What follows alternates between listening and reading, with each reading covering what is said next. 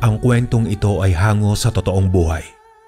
Karanasan ito ni Jomar, taong 1976, Iloilo. Magandang araw po sa iyo, Sir Proy.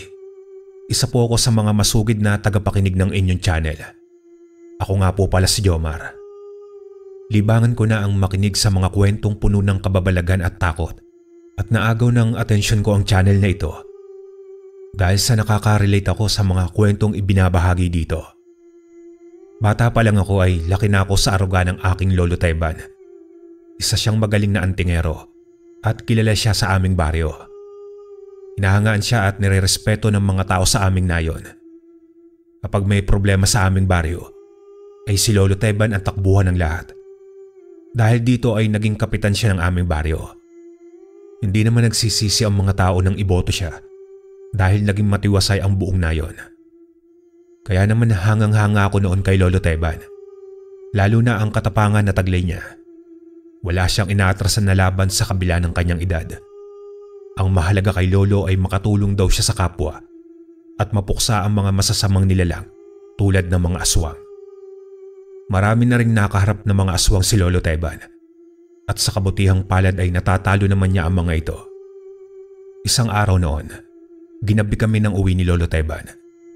Galing kami noon sa kabilang bayan sa kaarawan ng aking tiya na si Tita Loida, ang panganay na anak ni Lolo Teban. Kami lang na dalawa ang tumungo roon dahil hindi nakasama ang mga magulang ko dahil hindi magkabati si tiya at ang aking ina. Habang naglalakad kami sa daan, panay ang tingin ni Lolo Teban sa paligid. Mukhang nagmamadyag siya at alerto. Nasa unahan ako noon dahil ayaw akong ipahuli ni Lolo Teban. Naisipan ko siyang tanungin noon tungkol sa pagiging isa niyang antingero at kung paano maging isang tulad niya. Lolo Teban, paano po ba maging isang antingero? Nako, ay mahirap ang maging isang antingero, apo. Hindi basta-basta lang. Kinakailangan mo muna ng isang anting-anting o mutya na siyang magbibigay sa iyo ng pambihirang lakas at talas ng pag-iisip. Bukod doon, kailangan mo rin ng tibay ng damdamin at kabutihan ng puso na tumulong sa iyong kapwa. Kung ganun po, Lo, pwede mo po ba akong turuan na maging isang antingero? Hahanap po ako ng anting-anting. Naku talaga, ikaw bata ka. Oo na, pero sa tamang panahon, apo. Huwag muna sa ngayon. Hindi ka pa handa. Sige po, Lo. Tatandaan ko po yan.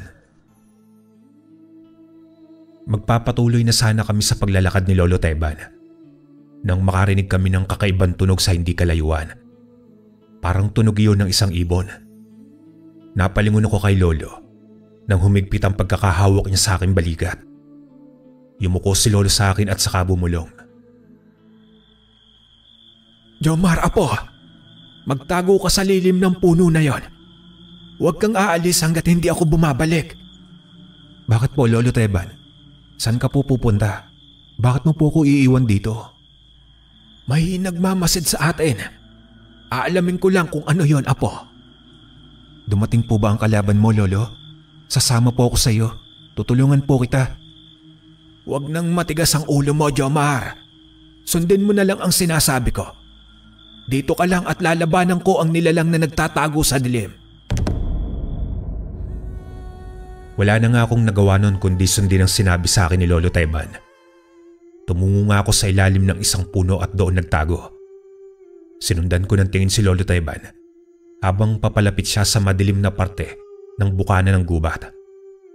Doon ko naririnig ang huni ng isang ibon at sa tuwing humuhuni yon ay naninindig ang buong balahibo ko sa katawan.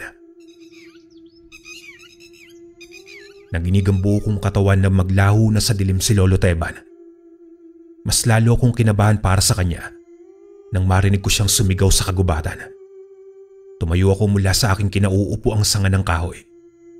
Hindi ko maiwasan ang mag-alala para sa kanya. Nagulantang na lang ako nang makita ang isang napakalaking itim na ibon. Ang bigla na lamang lumabas mula sa bukana ng gubat. Nabato ko sa aking kinatatayuan at naihi sa aking salawal sa sobrang takot. Lalo na nang huminto sa aking harapan ang isang malaki at pangit na ibon. May mapula itong mga mata, may matulis na tuka. Purong itim ang balahibo ng buong katawan. May matutulis na mga kuko sa dalawang paa at nakakagilalas ang itsura nito, lalo na ang laki. Ilang beses na sumigaw ang isip ko na tumakbo, ngunit hindi ko man lang nagawa. Hindi ko maigalaw ang bukong katawan sa sobrang gulat at takot. Akma na sana ako nitong hahampasin gamit ang malaki nitong pakpak. Nang dumating si Lolo Teban at sinipa niya ang nilalang ng malakas. Kaya naman tumilapon ng ibong aswang sa hindi kalayuan. Bumaling naman sa akin si Lolo Teban at mabilis niya akong hinila sa aking kamay.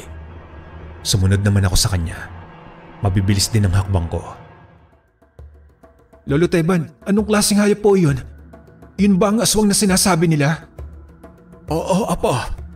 Ang mutya o anting-anting ay napakahalaga na bagay para sa mga antingero. Ito ang nagbibigay sa kanila ng kakaibang lakas at liksi. Nakita mo naman ang lakas ko kanina.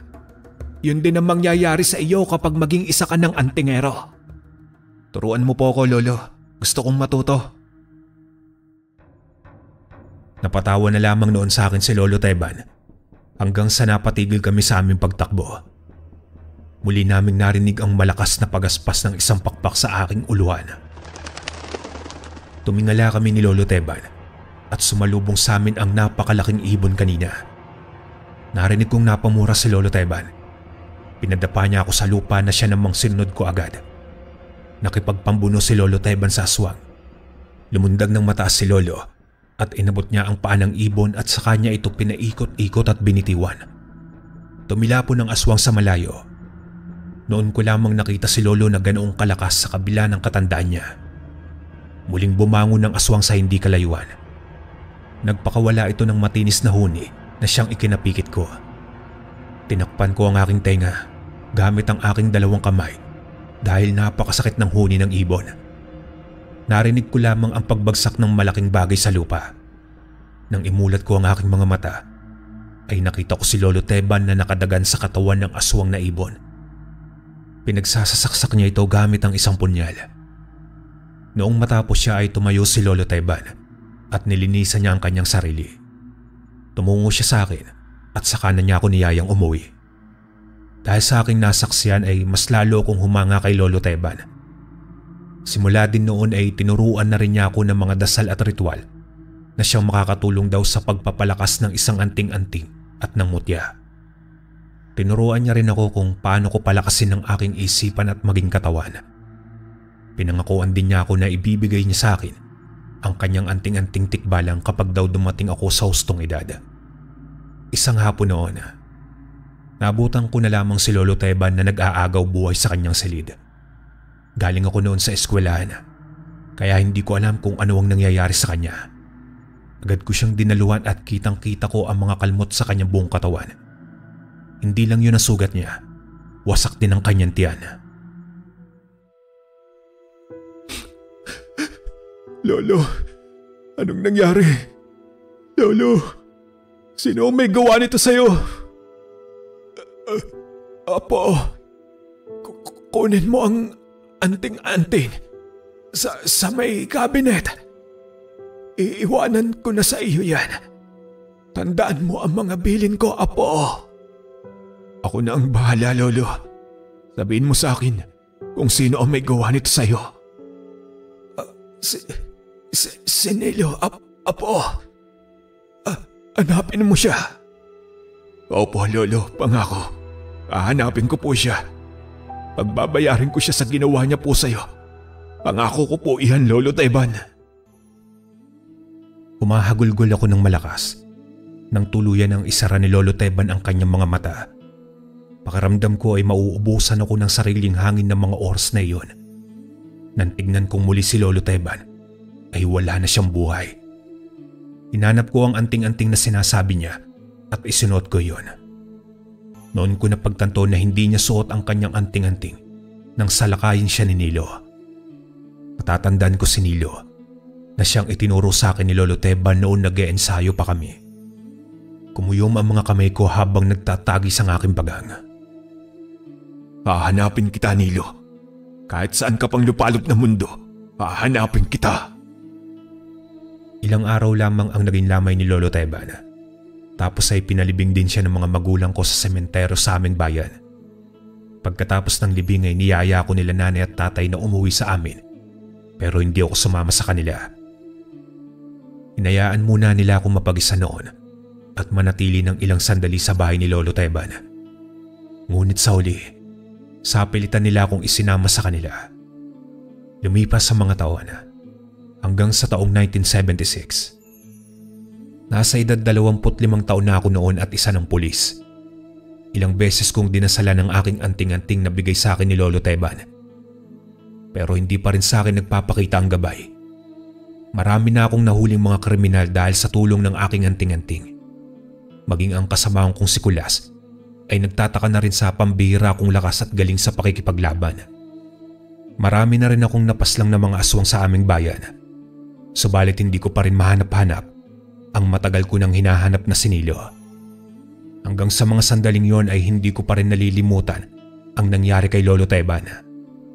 Isang umaga ay nagising na lamang ako nang makarinig ako ng sigaw mula sa labas. Bumukod na ako noon sa aking mga magulang dahil tumungo na sila sa lungsod para doon manirahan kasama ang aking kapatid. Ako naman ay nagpaiwan sa Iloilo dahil hindi ko pa nabibigyan ng hustisya si Lolo Teban. Mag-isa na lamang ako nakatira sa aming bahay. Minsan ay doon na rin natutulog ang kasamahan kong si Kulas kapag ginagabi na ito. Bumangon ako mula sa akin ay higa ang kama at tumungo sa bintana. Nang buksan ko yun ay natanaw ko ang kumpulan ng mga tao sa hindi kalayuan. Lumabas ako ng aking silid para tignan si Kulas sa kabilang kwarto kung gising na siya. Paglabas ko ng sala ay naroon na siya at nagkakape. Oy Kulas, hindi mo ba tinignan sa labas kung ano ang nangyayari doon? Kape ka ng kape riyan.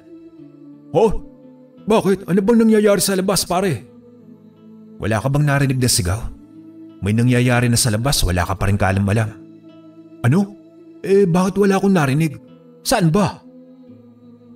Tumayo si Kulas mula sa kinauupuan niya at saka siya dumungaw sa bintana. Sumingkit ang mga mata niya habang hinahanap ang kaguluhan sa labas. Bumaling siya sa akin pagkatapos niyang matanaw ang nagkukumpulang mga tao. Pambira ka talaga, Jomar. Narinig mo pa yung sigaw? Gayong napakalayo ng kinaroroonan nila? Halika na, tignan na lang natin, Kulas. Baka may insidente na nangyari. Kailangan agad natin ma-rescue. Mas mabuti pa nga, mauna na lang ako roon. Magilamos ka na muna at magmumog. Kitang-kita ko pa ang muta mo sa mata, oh. Sinipa ko naman si Kulas sa kanyang puwitan bago siya lumabas. Noong nakalabas na si Kulas ay ako naman ang nagilamos at nagmumog. Nang matapos ay kinuha ko ang aking anting-anting mula sa aking dibdib. Kaagad na rin akong sumunod kay Kulas patungo sa crime scene. Nabutan ko si Kulas na nakatayo lang doon sa isang sulok. Hindi nito matingnan ang pangyayari. Nagtanong ka na ba, Kulas? Ano ang nangyari? May krimen nga na nangyari, Jomar. Magkaibigan pinatay. Wala na silang buhay. Puro galos at kalmot ang katawan nila. Walang iya ang may gawa nito. Napakahayop. Tinawag ko ang ilan naming mga kabaryo para bigyan nila ako ng daan para matignan ang dalawang biktima. Napatigil ako nang makita ang kalunos-lunos na nangyari sa dalawang magkaibigan. Napayo kong mga aking dalawang kamay dahil sa galit. Naalala ko na naman ang senaryo noon ni Lolo Teban kung paano siya namatay. Warakan tiyan ng mga ito at puno ng kalmot ang buong katawan. Lumayo na po muna kayo rito. Hayaan niyo na po ang mga kapulisan ng umayos dito. Nagalisan naman ng mga kabaryo ko nang marinig nila ang sigaw ni Kulas. Kilala na rin siya ng mga tao dahil madalas siyang tumungo roon. Tumabi siya sa akin at tinitigan ng dalawang patay. Narinig ko siyang napamura ng malutong. Kailan pa ba matatapos ang pangyayaring ganito sa bayan natin? Sa tuwing lilipas ang 2 buwan, may ganito na namang pangyayari. Sa tingin mo ba, Jomar, iisang grupo lang ang may gawa nito? O iisa lang tayo nang naisip na hindi ordinaryong tao ang may gawa nito? Malaki ang posibilidad sa huli mong sinabi, Kulas. Ngunit alam mo naman na pagdating sa trabaho natin, hindi pinaniniwalaan ng isang aswang. Mas paniniwalaan nila na isang grupo o kriminal ang may gawa nito. Kaya tawagan mo na ang ibang team para sila na mag-imbestiga niyan. Oh, paano tayo? Huwag mong sabihin, hindi ka mangingialam sa nangyari dito sa baryo mo. Makikialam ako, Kulas. Ako ang hahanap sa aswang na may gawa nito sa dalawa. Lalo na at pamilyar sa akin ang mga kalmot na yon. Katulad ng ginawa niya kay Lolo Teban. Oh, huwag mong sabihin na ilalagay mo sa kamay mo ang batas. Saka ano ang sinasabi mong katulad sa lolo mo? Ano ba ang ibig mong sabihin? Huwag ka na magtanong, Kulas. Labas ka na rito. Ayokong madamay ka, kaya hindi kita sasagutin. Pambihira ka naman, Jomar. Magkasama na tayo ng ilang taon sa pagiging pulis. Tapos hindi mo sasabihin sa akin ang lahat. Kaibigan mo ko, hindi ka trabaho lang. Huwag kang mag-alala, Kulas. Sasabihin ko sa iyo kapag kaya ko nang ibahagi ang nakaraan ko. Pagkatapos ko yung sabihin ay iniwan ko na si Kulas. Narinig ko naman siya na tinawagan ng ibang team para humawak ng investigasyon sa nangyari doon sa aming baryo. Lumipas ang halos 1 oras ay bumalik si Kulas. Naabutan niya ako nagkakape na at bihis na bihis. Sila na raw ang bahala sa investigasyon. Kung ano man ang binabalak mong gawin, Jomar, sabihan mo lang ako kapag handa ka na, ha? Sige, alis na ako. Oh, bakit aalis ka na? Hindi ka ba rito mag-aalmusal? Hindi na, Jomar. Papasok ka ba bukas? Oo, Kulas. Balak ko kasi na kausapin si Chip. Magpapaalam lang ako sa kanya na magpapahinga na muna ako. Ano? Bakit, Jomar? May sakit ka ba? Wala. Meron lang akong kailangan na asikasuhin. Ewan ko sa'yo, Jomar. Diyan ka na nga. Tanaw ko na lamang si Kulas nang lumabas siya ng bahay. Nang mawala na siya sa paningin ko, ay napasandal ako sa aking inuupuan na upo ang kahoy. Sa sandaling iyon, iniisip ko na ang may gawa sa magkaibigan ay gawa ng isang aswang. At ang ganong klaseng pagpatay ay nasisiguro ko na sinilo ang may gawa noon. At naisip ko rin noon na kung hindi man sinilo, maaaring iyon na rin ang simula para sa nalalapit naming pagharap. Kinabukasan nga noon ay nagpaalam na ako sa aming chief at agad naman niya akong pinayagan. Paglabas ko ng opisina ay nakasalubong ko si Kulas na mukhang inis pa rin sa akin. Tinapik ko siya sa kanyang balikat bago ko siya tuluyang tinalikuran. Uy, sandali, Jomar. Saan ang punta mo pagkatapos? Hindi ko pa alam kung saan. Bahala na kung saan ako dalhin ng mga pako. Ang mahalaga ay mabigyan ko ng katarungan ang pagkamatay ng lolo ko. Kung ganoon, Jomar, sasama ako sa'yo. Gusto kitang tulungan. Tinulungan mo rin ako noong muntik na akong patayin ng mga nakaengkwentro nating mga sanggano. Ngayon ay hayaan mo rin akong tulungan kita. Hindi ko kailangan ng kapalit sa ginawa ko, Kulas. Isa pa, baka mapahama ka lang kapag sumama ka sa akin. Hindi ordinaryong tao ang makakaharap ko. Paano yan, Jomar? Pumayag na si Chip sa request kong magbakasyon. Kaya sasama ako sa'yo. Napabuntong hininga na lamang ako noon dahil sa naging sagot ni Kulas. Hindi ko akalain na ganun ang gagawin ni Kulas. Wala na akong nagawa kundi ang yayain siya na maglibot sa aming downtown. At habang naglilibot kaming dalawa, ay sinabi ko sa kanya ang aking nakaraan at ang tungkol sa aking pagiging antingero at kung paano pinatay si Lolo Teba ng aswang. Gulat na gulat si Kulas sa kwento ko. Hindi siya makapaniwala na totoo ang mga antingero, mga aswang at iba pang nilalang na naninirahan sa mundo ng mga tao. At hindi rin siya makapaniwala na totoo ang mga anting-anting. Akala ko ay kwentong balbal lamang ang mga ganyan. Hindi ko akalain na totoo pala. Ngayon, paano mo hanapin ang pumatay sa lolo mo, Jomar? Yun din ang problema ko, Kulas. Kung saan ako magsisimula. Subalit nasa isip ko na magsisimula ako sa paghahanap sa aswang na yun. Babalikan ko yung nangyaring krimen sa baryo. Kapag mahanap ko ang aswang na may gawa nun, baka maturo niyo sa akin kung nasaan si Nilo. Maganda ang naisip mo, Jomar.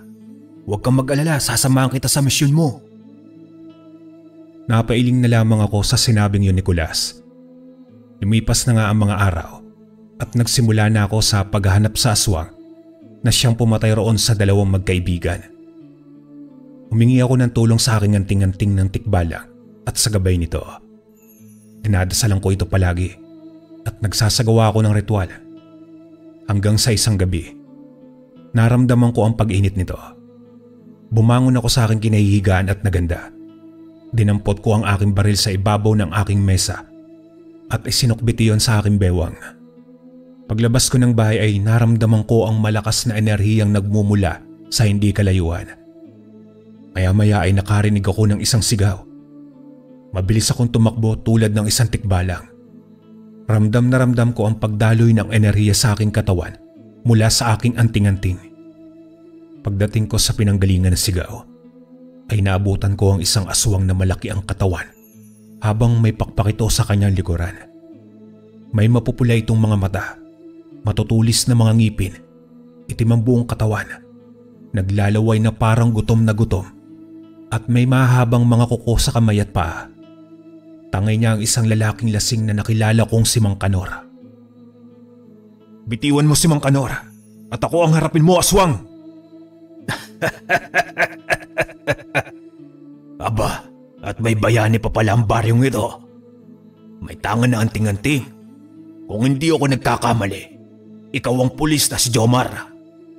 "Ako nga, at ikaw rin ba ang aswang na pumatay sa dalawang magkaibigan nitong mga nakaraang araw?" Ano naman kung ako nga ang pumatay sa kanila? Kinakailangan kong kumain ng preskong karne ng tao. "Tigilan mo na ang masama mong binabalak kung ayaw mong patayin kita. Marami na akong napaslang na katulad mo." Sa tingin mo ba ay matatalo mo ako? Hindi ako katulad ng mga aswang mong napatay na. Mga mahihina sila't walang silbi. Kung ganoon, marami kang kilalang mga aswang. O baka naman ikaw ang pinuno nila. Pero magkaganoon man, kilala mo ba si Nilo? Mukhang may atraso si Nilo sa'yo, Jomar. Pero hindi ako makikisali sa away ninyong dalawa. Wala akong pakialam sa tuso at traidor na aswang na yon. Bakit tila yata galit na galit ka sa kanya? Ano ang nagawa niya sa'yo? Pinatay niya ang buong kalahi ko na ayaw sumunod sa kanya. Gusto niya maging pinuno ng mga aswang na may malalakas na lahi, kaya't ginawa niya iyon. Hanggang ngayon ay hindi ko pa rin siya nahahanap. Kaya huwag mo akong tanungin kung saan siya. Gusto mo siyang patayin? Gusto ko rin siyang patayin. Bakit hindi na lang tayo magtulungan na dalawa? At bakit naman ako makikipagtulungan sa isang antingero na katulad mo? Papatayin mo rin naman ako pagkatapos. Kaya huwag na lang. O sige, kung yan ang desisyon mo, wala na akong magagawa. Hinila ko si Mang Kanor mula sa aswang. Nang mabitawan si Mang Kanor ng aswang, ay agad ko siyang pinuntan sa aking likuran. Binalingan ko naman ang aswang na noon ay inis na nakatingin sa akin. Nilingon ko si Mang Kanor, saka ko siya sinabihan na tumakbo na at umuwi sa kanila. Dala siguro ng takot at kaba, ay nawala ang kalasingan ng matanda. Narinig kong tumawa ang aswang habang lumilipad siya sa ere. Tila iniinsulto niya ako habang nakatingin sa akin. Kung iniisip mong matatakot ako sa'yo, wes nagkakamali ka. Umisi ako sa aswang at binunot ang aking baril sa bewang. Pinaputokan ko siya sa kanyang direksyon pero mabilis ang kilos niya. Naiwasan niya ang bala. Galit na galit siyang sumugod patungo sa akin. Mabangis ang mga titig niya habang pumapagaspas ang kanyang dalawang pakpak. Tignan natin kung hanggang saan ang lakas ng isang hamak na katulad mo. Akala mo ba ay matatalo mo ako ng ganun-ganoon lang? Bumaba sa lupa ang aswang at agad akong inatake gamit ang mahaba niya mga kuko. Ngunit agad akong umiwas at tumakbo ng mabilis tulad ng isang tikbalang. Mabilis akong bumuelo para bigyan siya ng isang malakas na suntok sa tagiliran. Dahil naman sa lakas ng aking suntok sa tulong ng aking anting-anting, ay tumilapo ng aswang sa hindi kalayuan. Bumagsak ito sa lupa habang umuungol. Tumayo naman ito kagad at napatingin sa kanyang pakpak na noon ay hindi na niya maigalaw dahil mukhang nabali yon. Bumagsik ang tingin niya sa akin. Nagliliyab ng galit ang mga mata niya. Mabilis siyang tumakbo patungo sa akin at sinuntok ako sa muka Akma niya na sana akong sasaksakin ng mahaba niya mga kuko nang mahawakan ko ang kanyang dalawang kamay. Naglabang kami ng lakas na dalawa. Masasabi ko na napakalakas din niya. Hindi ko napagandaan ang sunod niyang ginawa. Sinipa niya ako sa aking tiyan. Tumilapon ako at bumagsak sa lupa. Binunot ko muli ang aking baril at tinutukan ko siya nang makatayo ako. Sige, gumalaw ka. Siguradong basag ang bungo mo. Akala mo ba ay mapapabagsak mo ko dahil sa baril mo? Kung yan ang gagamitin mo labang kay Nilo, wala kang laban sa kanya. Ano ang ibig mong sabihin? Mas mabagsik, mas mabilis, at mas malakas si Nilo sa akin. Ilan ang antingero ang nakalaban niya, at ilan sa kanila ay napatay na niya. Hindi ako naniniwala sa'yo.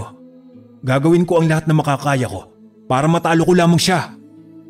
Kung gano'n ay talunin mo muna ako bago mo matalo si Nilo. Parang sinasabi mo na rin na patayin kita. At sino naman na may sabi na magpapatalo ako, ha?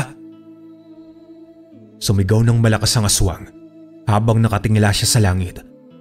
Kitang-kita ko ang pagbabago ng kanyang anyo. Pumasok sa kanyang likuran ang dalawa niyang pakpak hanggang sa unti-unti iyong naglaho.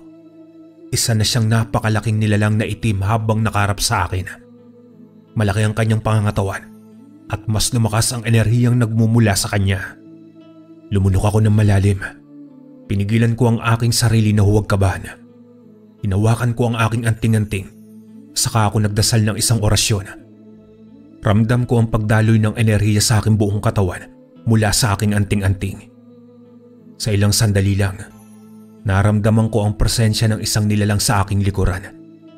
Bumubulong siya sa akin na naroon siya para tulungan akong talunin ang aking kalaban. Agad na sumugod ang aswang patungo sa akin.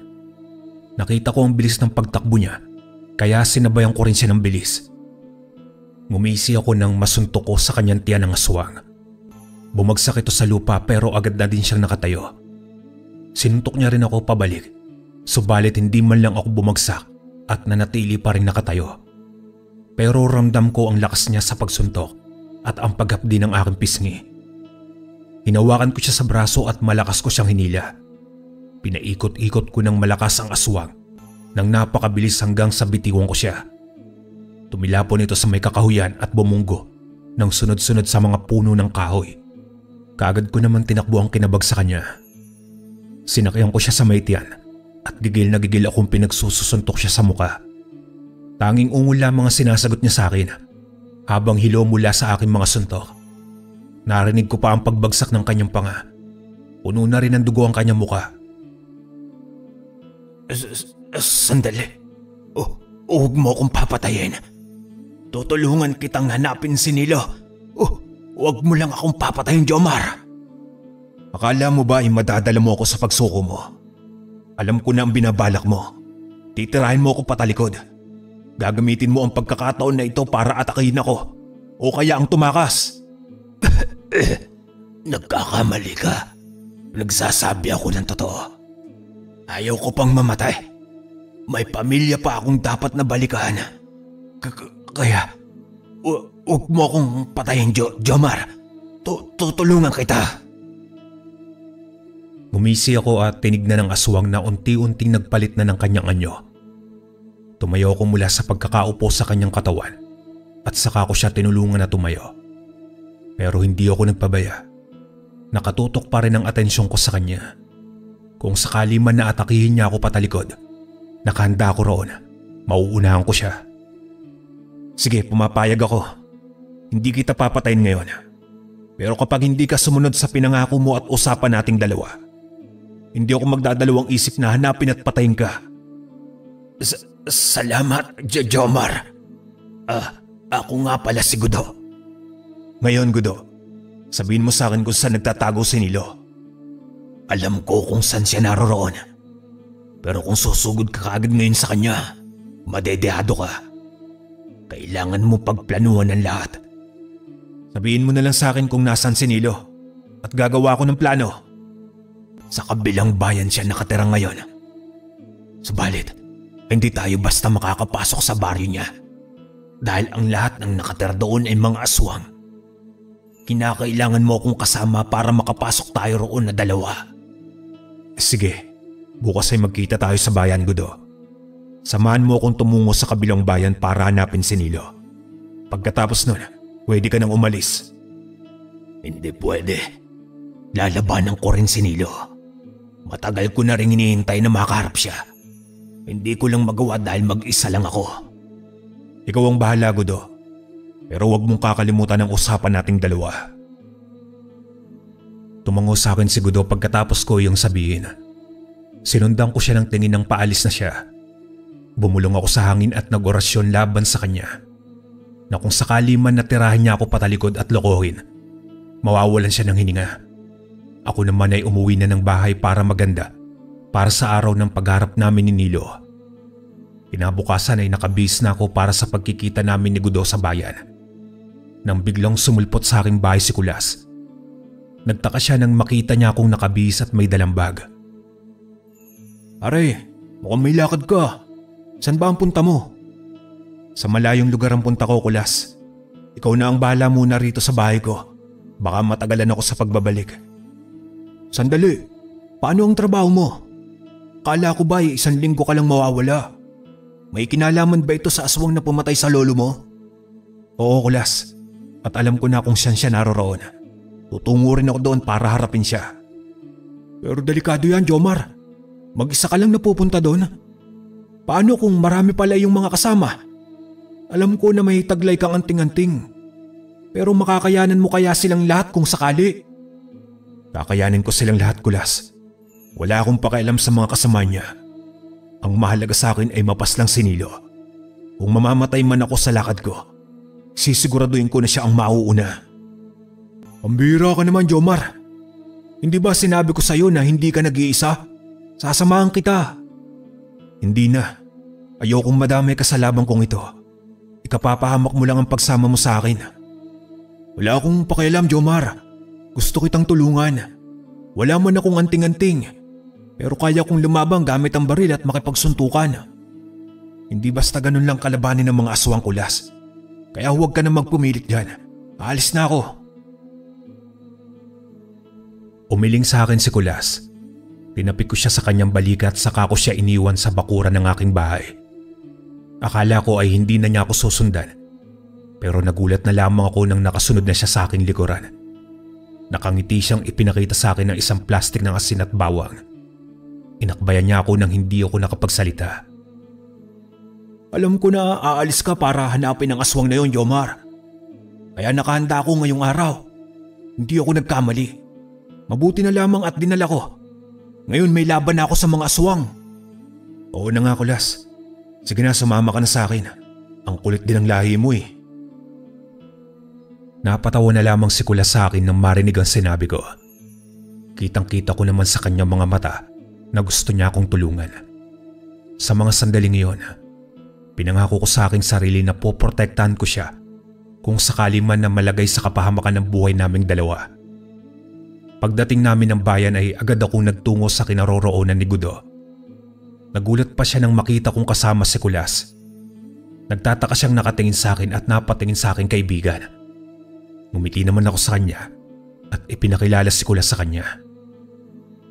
Hindi ba yan magiging balakid sa lakad nating dalawa? Hindi, Gudo. Magaling ang kaibigan kong to sa pakikipaglaban. Kaya makakatulong siya sa atin. Totoo yan. Kaya huwag mo akong pagdudahan, Gudo. Nandito ako para tulungan ng kaibigan ko. Huwag mo sanang masamain. Walang problema sa akin. Basta lang walang mangyayari na ikapapahamak nating tatlo. Mabilis pa naman makaamoy si Nilo kapag may mali sa nangyayari. Huwag mo nang isipin ang tungkol sa bagay na yan, Gudo. Tara na at tumungo na tayo sa kabilang bayan. At baka mahirapan pa tayo sa paghagilap kay Nilo. Tumango naman sa akin si Gudo at nauna na siya sa paglalakad. Kami naman ni Kulas ay nakasunod sa kanyang likuran. Siniko ako ni Kulas sa kanyang inusuan si Gudo. Lumapit pa siya sa akin ng bagya para marinig ko ang sasabihin niya sa akin. Jomar, mukhang may mali sa isang yun. Sigurado ka bang mapagkakatiwalaan siya? Baka mamaya ay binabalak niya pala tayong patayin. Huwag kang mag-alala, Kulas. Wala siyang gagawing masama sa atin. hanggat wala tayong gagawing ikapapahamak ng ating misyon. Isa siyang aswang. Kaya magdahan-dahan ka sa pananalita mo at baka maging ulam ka niya mamayang gabi. Ano? Seryoso ka ba sa sinasabi mo, Jomar? Oo, Kulas. At kailan pa ako nagbiro sa'yo? Kung ganun, hindi ko alisin itong asin at bawang sa tabi ko. Baka mamaya ay gawin niya akong ulam kung magutom siya. Ganyan ka pala katakot sa mga aswang. Huwag kang mag-alala, Kulas. Sagot kita kung sakali man. Ayoko pa rin magtiwala sa isang yan, Jomar. Babantayan ko na lang siya nang hindi siya makagawa ng masama. Kung ganun, mas nakakatakot ang misyon natin pagkarating sa kabilang bayan. Doon tayo tutungo sa baryo nila Nilo, baryo ng mga aswang. Kaya ngayon pa lang ay magpaiwan ka na rito. Delikado ang lakad namin ni Gudo. Pero seryoso, Kulas. Si Gudo ang kailangan ko para maging tagumpay sa pagharap ko kay Nilo. Walang ibang mas nakakakilala sa kalabang kundi siya. Ay, sige na nga. Kung siya ang makakatulong sa'yo, pero hindi ako magpapaiwan. Sasama ako sa'yo, Jomar. Wala na akong nagawa sa determinasyon ng aking kaibigan na si Kulas. Masasabi ko napakaswerte ko dahil may kaibigan akong katulad niya na handa akong tulungan. Makalipas ang halos kalahating oras, ay nakarating na nga kami sa kabilang bayan sakay ng jeep. Pagbaba namin sa bayan, ay agad na kaming tumungo sa may sakayan tricycle. Nagpahatid kami sa binanggit na nayon ni Gudo. Pagdating namin sa nayon ay bandang 12:00 na. Niyaya kami ni Gudo sa iniwan daw niyang tahanan doon. Sumama naman kami ni Kulas sa kanya. Nang dumating na kami sa bahay niya ay sinalubong kami ng mga alikabok at pugad ng mga gagamba. Pasensya na kayo. Ilang taon na rin kasi akong hindi pumupunta rito matapos kong lumipat sa inyong bayan. Walang problema iyon, Gudo. Nauunawaan namin. Ngayon, saan ang baryo na kinaroroonan ni Nilo?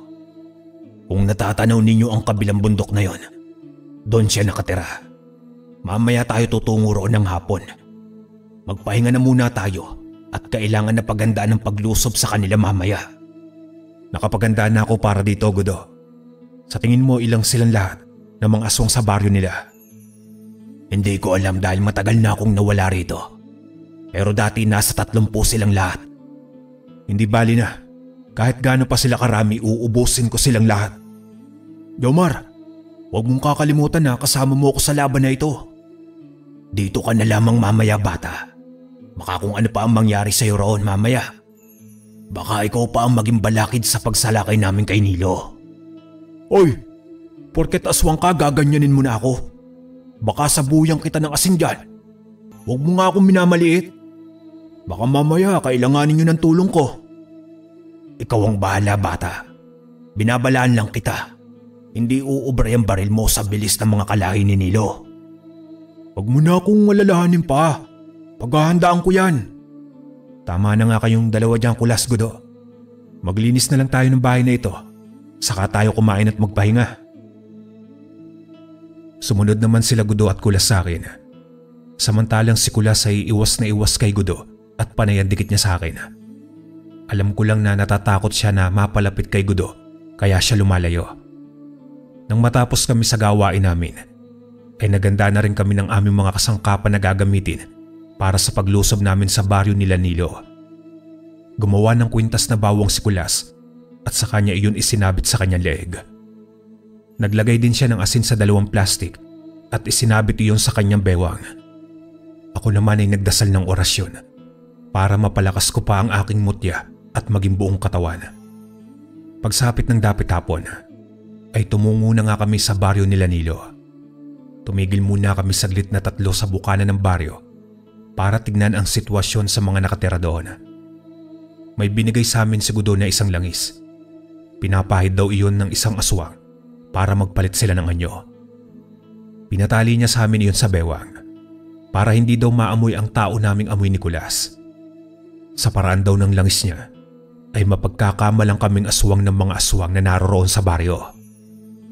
Pagpasok namin sa baryo, hindi pa man kami nakakapagitna nang maramdaman ko agad ang enerhiya ng mga aswang na nasa kanilang mga tahanan. Naglabasan ng mga ito ng kanilang bahay at tinignan kaming tatlo na naglalakad. Agad na nagsusimiksik sa akin si Kulas. Pinatong ko naman ang aking kanang braso sa kanyang balikat para takpan ang kwintas niyang mga bawang. Pinagpapawisan na siya sa sobrang kaba. Lalo na't ramdam namin ang malalim na titig ng mga aswang. Huminto naman sa paglalakad si Gudo, dahilan para mapahinturing kami ni Kulas. Natanaw namin ang isang aswang na nakatayo sa unahan at matalim ang ipinukol na titig sa amin. Budo, ano ang ginagawa mo rito? At sino yung mga kasama mo? Mga bagong mukha yata sila. Mga nakilala ko sa kabilang bayan. Muntik na kasi kaming mahuli ng antingero kaya tumakas kami at tumungo rito. Huwag mo sanang masamain ang pagparito ko, Nilo. Umuyong ang kamay ko nang marinig ko ang pangalan ni Nilo. Tinitigan ko ang lalaki na nasa harapan namin. May puti na ang buhok nito at sa hinuwa ko ay nasa edad 50 na siya pataas. Malaki ang kanyang pangangatawan at matangkad. Abay, delikado ang ginawa mo, Budo. Baka nasundan kayo ng antingero na yon at kami naman ang salakayin niya. Kaya nga ako dito pumunta para magtago. Alam ko na mapoprotektahan mo kami laban sa antingero. Malakas ka, Nilo, at marami ka pang mga kampo na nandito. Sana ay matulungan mo ko kung sakali man na maparito ang antingero. At sino ka naman para tulungan ko, Budo? Nakakalimutan mo na ba na minsan na tayo naglaban na dalawa? Alam kong galit ka sa akin dahil pinatay ko ang isa mo anak at ang pinuno ninyo. Nakapagtataka naman na naparito ka para humingi sa akin ng tulong. Balak mo bang gumanti sa akin? Nagkakamali ka, Nilo. Hindi ako naparito dahil gusto kong magiganti. Narito ako para humingi ng tulong sa iyo. Wala na ako ibang mapuntahan kundi ikaw lang. O sige na. Malalaman ko rin naman kapag may balak kang masama laban sa akin. Siya nga pala, sino ba yung mga kasama mo? Siya nga pala, si Kulas tsaka si Jomar. Sila ang tumulong sa akin na muntik na akong mapatay ng antingero. Kinadadala kong makilala kayong dalawa. Tumango naman kaming dalawa ni Kulas kay Nilo habang hindi namin iniaalis ang titig sa kanya. Sa isip ko na mga sandaling yon ay gustong gusto ko na siyang patayin pero pinigilan ko ang aking sarili. Makalipas ang ilang segundo na titigan ay niyaya niya na kaming tatlo para daw sa bahay na tutuluyan namin. Paghatid sa amin ni Nilo ay umalis na din naman siya. Hinintay na muna namin siyang mawala bago kami pumasok sa loob ng bahay. Nilibot muna namin ang loob nito para tingnan kung may kakaibang nilalang na naroroon. Nang masiguro namin na wala, ay nakahinga na kami ng maluwag. Tinawag ko si Gudo at tinanong ko siya kung nasa ng bahay ni Nilo. Tinuro naman niya sa akin kung saan banda. Kailangan na natin kumilos. Hindi na tayo magpapaabot ng gabi. Uunti-untiin na natin sila habang may araw pa. Gagawin natin tahimik ang kilos natin. Pero Jomar, paano kung makatunog si Nilo? Kita mo naman kanina na mukhang nagdududa na siya sa akin. Oo nga, Jomar. Kita mo naman yung mga titig niya kanina. Baka kung kumilos tayo ngayon, masira ang plano natin. Pero mas mabuti na yung mabawasan na agad natin sila bago pa nila tayo mapagandaan. At Gudo, hindi ba narito ka para magiganti? Ito na ang pagkakataon mo. Gawin mo na habang katulong mo pa ako. Sige, Jomar. Payag ako. Kumilos na tayo. Nilingon ko naman si Kulas at sinabihan ko siya magpaiwan na lang doon sa loob ng bahay. Pero umayaw naman siya sa akin. Sumama siya sa amin ni Gudo sa pagsugod sa bahay ng mga aswang. Tahimik ang naging kilos naming tatlo. Isa-isa naming pinasok ang ilang kabahayan para paslangin ang mga aswang na naroroon sa kanilang loob. Nalalaman ko naman ang aswang ang nakatira sa isang bahay dahil sa aking anting-anting. Ang ilan naman na bahay ay sinunog namin. Pagkatapos natalian ng mga aswang sa loob ng kanilang bahay, inabot kami ng dilim. Hanggang sa natunugan na nga ni Nilo ang kilos naming tatlo. Naabutan niya kami sa isang bahay pagkalabas namin pagkatapos paslangin ang mga aswang na nasa loob. Sinasabi ko na nga ba at may mali sa pagpunta niyo rito? Walang hiya ka, Budo. Ano ba talagang pakay mo? Nandito ako para patayin ka, Nilo.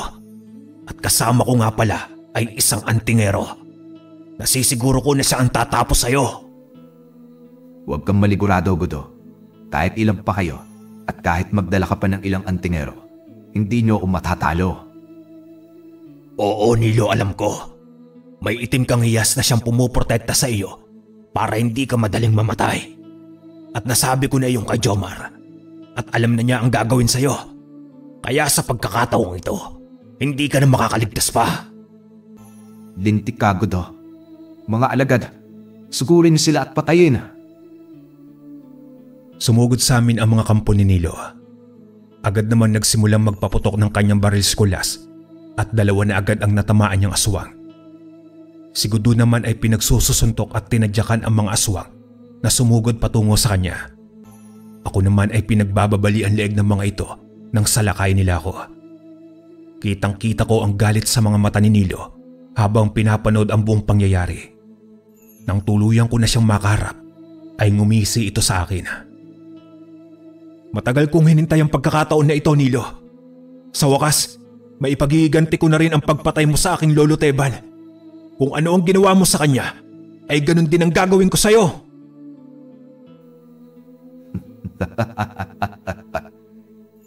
Ikaw pala ang apo ni Teban. Pasensya na lang siya. Hindi ko naman sana siya dadalawin kung hindi niya lang napatay ang asawa ko. Kaya nararapat lamang iyo sa kanya. Pues, nararapat lang na mamatay ka na rin, Nilo, dahil sa pagpatay mo sa lolo ko. Mabilis na nagpalit ng kanyang anyo si Nilo sa isang napakalaking nilalang. Matipuno ang kanyang dibdib, mabalahibo ang buong katawan, nanlilisik ang mapupula niyang mga mata at matutulis ang kanyang mga ngipin habang naglalaway. May ulo siyang katulad ng isang aso habang ang katawan ay katulad ng isang tao. Umatungal siya at agad na tumakbo patungo sa akin. Agad ko naman siyang sinipa sa dibdib, dahilan para tumilapon siya sa hindi kalayuan. Tumakbo ko katulad ng isang tikbalang sa tulong ng aking anting-anting. Nakalapit naman ako agad kay Nilo. Hindi ko na hinintay na makatayo siya at agad ko siyang paulit-ulit na sinipa sa kanyang tiyan at maging sa dibdib. Pero mukhang baliwala lang iyon sa kanya dahil sa hiyas. Sinabi sa akin ni Gudo na hanapin ko raw iyon sa katawan ni Nilo at basagin. Sa ganun daw na paraan ay matatalo ko si Nilo. Hinanap ko nga ang hiyas na sinasabi ni Gudo at nakita ko iyon na nakapulseras sa kamay ni Nilo. Kaya naman agad ko iyong inapakan at binasag. Napasigaw ng malakas si Nilo nang maramdaman niya ang sakit sa kanyang buong katawan. Sumuka siya ng dugo habang humihinga ng malalim. Agad siyang nakabawi at hinawakan ng pako at malakas akong ibinalibag sa lupa. Tumayo ako mula sa pagkakabagsak. Hindi pa ako nakakabawi ay sinunggaban na ako ni Nilo. Sinubukan niya akong saksakin gamit ang mahahaba niyang mga kuko, pero agad ko rin na napigilan ang kamay niya. Pero naabot ako ng kalmot niya na siyang naglika ng sugat sa aking tagiliran. Nakipagpalitan ako sa kanya ng suntok at sipa.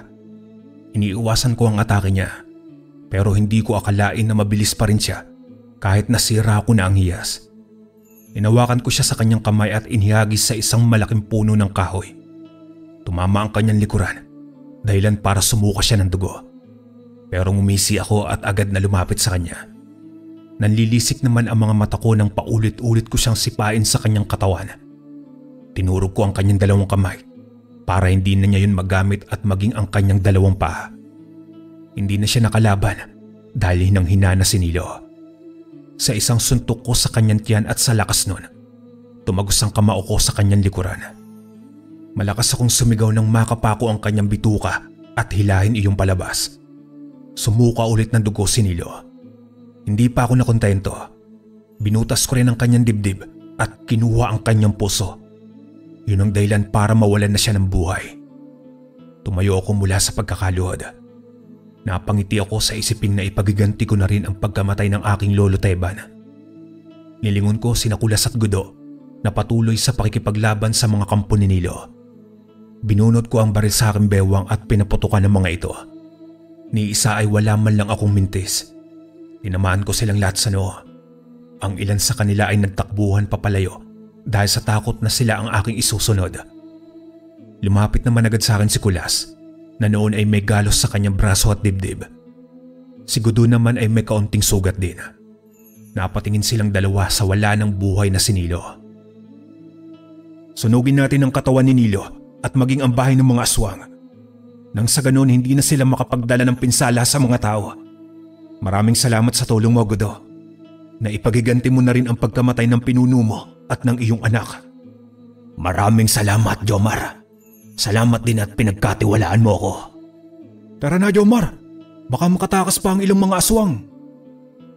Tumango naman ako kay Kulas. Nauna kaming naglakad na dalawa habang inaalalayan ko siya. Ngunit napatigil ako nang maramdaman ko ang pagbaon ng matatalim ng mga kuko sa aking likuran. Nang lumingon ako ay mabalasik na tingin ni Gudo ang sumalubong sa akin. Pasensya ka na, Jomar. Ayaw ko lang napatayin mo ako. Wala akong tiwala sa isang katulad mo. Ganoon ba? Pasensya ka na rin at mauuna ka sa akin sa impyerno, Gudo. Pagkatapos ko itong sabihin, ay mabilis kong itinutok sa kanyang tiyan ang hawak kong baril at pinaputok ko yun. Nanlaki ang mga mata niya habang umaatras. Bago pa siyang sumugod muli, ay sabay namin siyang pinaputukan ng sunod-sunod ni Kulas. Tadtad siya ng bala nang bumagsak sa lupa at nawalan ng hininga. Nilingon naman ako ni Kulas at inalaya niya ako. Malalim ang sugat mo, Jomar. Huwag mo kong alalahanin, Kulas. Kaya ko ito. Hindi ako mapapaano dahil may anting-anting ako ng tikbalang. Bilisan na lang natin na sunugin itong mga aswang. Tumango naman sa akin si Kulas. Sinunog nga namin ang mga bangkay ng aswang na napasla at ang kanilang tahanan. Pagkatapos namin gawin iyon ni Kulas ay tumungo kami sa bahay ni Gudo. Doon ko na ginamot ang sugat ni Kulas at maging ang sugat ko. Kulas, maraming salamat sa tulong mo. Sa wakas nabigyan ko na rin ng hustisya ang pagkamatay ng aking lolo Teban. Wala yun, Jomar. Hindi ba at body tayo? Oo naman, body tayo. Simula noon, naging mas matibay pa ang pagkakaibigan naming dalawa ni Kulas. Palagi kaming magkasangga sa lahat ng bagay. Nakasama ko siya sa pagpaslang ng mga aswang at paghuli sa mga masasamang tao na gumagawa ng krimen. Hanggang sa nagkaroon na rin kami ng mga sarili naming pamilya, ay nanatili pa rin kaming magkaibigan na dalawa. Hanggang dito na lang po ang aking kwento, mga kalakbay. Maraming salamat.